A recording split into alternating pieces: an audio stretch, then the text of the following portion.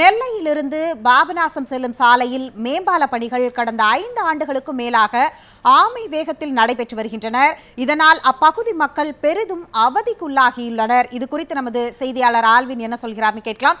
Alvin, சொல்லுங்க, உங்க பகுதியில் இருக்கக்கூடிய அந்த மேம்பால பிரச்சனை என்னன்னு சொல்லுங்க.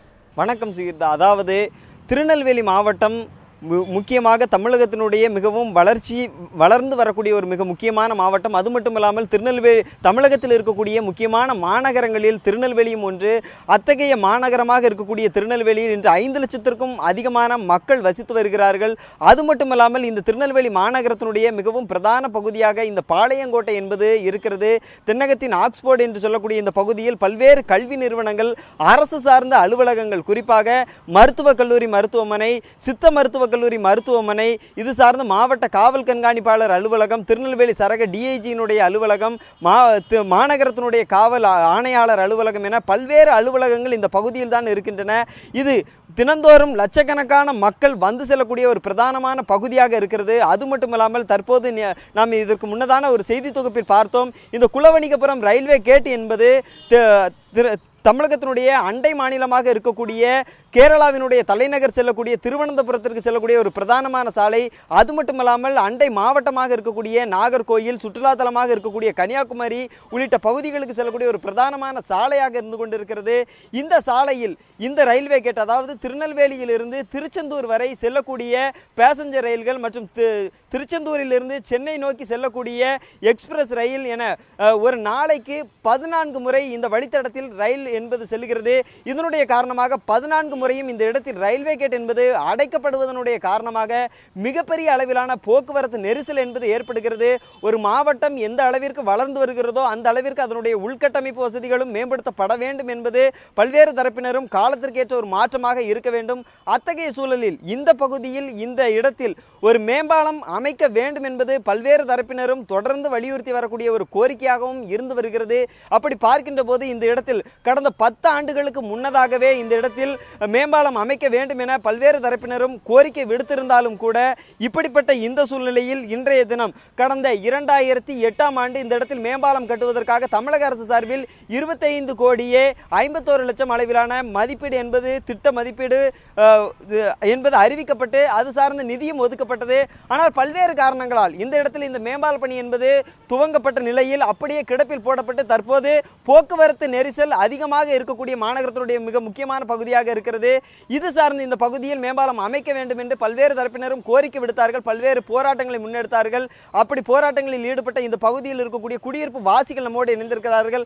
அவர்களிடம் பேசலாம். சார் வணக்கம். நீங்க என்ன மாதிரியான போராட்டங்கள், அதாவது இந்த இடத்துல மேம்பாலம் அமைக்கணும்னு சொல்லி என்ன மாதிரியான நடவடிக்கைகள்லாம் மேற்கொண்டீங்க? அதுக்கு என்ன மாதிரியான பலன் கிடைச்சது? இப்போ என்ன சூழ்நிலையில் இருக்கிறீங்க?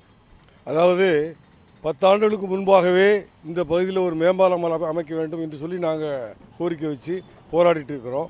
மிக சமீபத்தில் கூட ஒரு 1500க்கும் மேற்பட்ட கையெழுத்து பொதுமக்களிடம் வாங்கி உரிய மட்டங்களுக்கு நாங்கள் அனுப்பியிருக்கிறோம். கிட்டத்தட்ட 14 முறை இந்த ரயில்வே கேட்டில் ட்ரெயின் போக்குவரத்து என்பது இருக்கிறது. ஏறத்தாழ ஒவ்வொரு முறையும் 20 நிமிடங்களுக்கு குறைவு இல்லாமல் அந்த போக்குவரத்து என்பது தடைபடுகிறது. ஆயிரக்கணக்கான வாகனங்கள் 2 பக்கமும் நிற்கிறதுனால மக்கள் போக்குவரத்திற்கு மிக மிக இடைஞ்சலாக இருக்கிறது. பாளையங்கோட்டை பகுதியானது உறுதியாக ஒரு அலுவலகங்கள் அதிக, கல்வி நிறுவனங்கள் அதிகமான பொது போக்குவரத்துக்கு ஒரு ஏற்ற இடமாக இருந்து கொண்டிருக்கிறது. கிட்டத்தட்ட மருத்துவக் கல்லூரி மருத்துவமனை என்பது இங்கு தான் இருக்கிறது. புதிய பேருந்து நிலையம் என்பது மிக அருகில் இருக்கிறது. அங்கிருந்து போகக்கூடிய நிறைய பேருந்துகள் போக்குவரத்து என்பது மிக அதிகமாக இருக்கிறது. கிட்டத்தட்ட 8 ஆண்டுகளுக்கு முன்பாகவே தமிழக அரசால் ஆணை பிறப்பிக்கப்பட்டு இன்னமும் நடைபெறாமல் இருக்கின்ற அந்த குலவணிகபுரம் மேம்பாலத்தை உடனடியாக அமைத்து தர வேண்டும் என்று சொல்லி அனைத்து குடியிருப்போர் நலச்சங்கங்களுடைய கூட்டமைப்பின் சார்பாக நாங்கள் கோரிக்கை வைத்து தொடர்ச்சியாக இயக்கங்கள், போராட்டங்கள் என்பதை நாங்கள் நடத்தி கொண்டிருக்கிறோம். பல தடைகள் இருந்தாலும் கூட அந்த தடைகள் என்பது கூட சமீபத்தில் நீக்கப்பட்டு விட்டது என்று சொன்னால் எங்களுடைய கடிதத்தின் அடிப்படையிலே அதன் பிறகு உறுதியாக சீக்கிரமாக விரைவாக இந்த மேம்பாலத்தை அமைத்து கொடுத்தால் பொதுமக்களுக்கு கொஞ்சம் சௌரியமாக இருக்கும் என்று சொல்லி நாங்கள் அனைத்து குடியிருப்பு நலச்சங்களுடைய கூட்டமைப்பின் சார்பாக கேட்டுக்கொள்கிறோம். இல்லை, முக்கியமாக நீங்கள் வந்து இந்த மாதிரியான கையெழுத்து இயக்கங்கள்லாம் நடத்திருக்கேன்னு சொல்லியிருக்கீங்க. எவ்வளோ பேர்ட்ட அந்த கையெழுத்து என்பது வாங்கப்பட்டது? அதற்கு அரசு தரப்பில் உங்களுக்கு தெரிவிக்கப்பட்ட ஒரு கருத்து என்னவாக இருந்தது? அதற்கு பின்பாக இது என்ன காரணங்களால் உங்கள்கிட்ட அதாவது நீங்கள் இப்போ என்ன மாதிரியான காரணங்கள் இருந்தது? அதாவது ஏறத்தாழ 1200க்கும் மேற்பட்ட பொதுமக்களிடம் கையெழுத்து பெற்று நாங்கள் இந்த மகஜரை பாருங்கள், 1000க்கும் மேற்பட்ட பொதுமக்களிடம் நாங்கள் கையெழுத்து பெற்று உரிய மட்டங்களுக்கு எல்லாம் நாங்கள் அனுப்பிச்சிருக்கிறோம். ஆனாலும் நாங்கள் விரைந்து செய்து கொடுக்கிறோம் என்று சொல்லி அதிகாரபூர்வமான தகவல்களோ பதிலோ எங்களுக்கு இதுவரைக்கும் இல்லை. அப்படிங்கிறது தான் மிகவும் ஒரு வருத்தத்துக்குரிய விஷயம். ஏன்னு சொன்னாக்க இந்த பகுதியில் உள்ள 40க்கும் மேற்பட்ட குடியிருப்போர் நலச்சங்கங்களுடைய கூட்டமைப்பாக இருக்கக்கூடிய அனைத்து குடியிருப்போர் நலச்சங்கங்களுடைய கோரிக்கை என்பது தொடர்ந்து உதாசீனப்பட்டு வந்து கொண்டிருக்கிறது என்பது எங்களுக்கெல்லாம் ஒரு வருத்தம் தரக்கூடிய விஷயமாக இருக்கிறது. ஆகினால் விரைந்து அந்த கோரிக்கை நிறைவேற்றும் என்று சொல்லி வேண்டும் என்று கேட்டுக்கொள்கிறேன். நிச்சயமாக அவர் கூறிய கருத்துக்களையும் கேட்டிருப்போம்.